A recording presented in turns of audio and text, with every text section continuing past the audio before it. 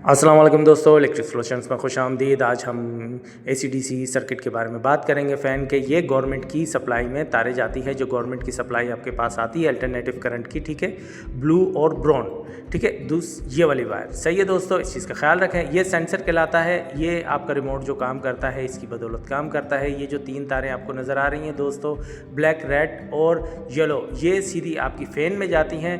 और ये वायर का हमेशा ख्याल रखा करें, जो ब्लैक और रेड वायर है ये आपकी जाती है डीसी करंट में, ठीक है।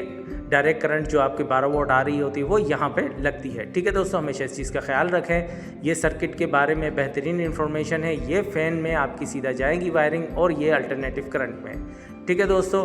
और ये नहायत अच्छी चीज़ रहती है, कभी भी आप सर्किट का इस्तेमाल करें। एसी डीसी सर्किट कहलाता है ये, और ये मार्केट में आसानी मिल जाता है और इसको लगाना कोई मुश्किल नहीं होता अगर आपको वायरिंग के बारे में इन्फॉर्मेशन हो। उम्मीद है दोस्तों वीडियो अच्छी लगी होगी। अपना ख्याल रखिएगा। अल्लाह हाफ़िज़।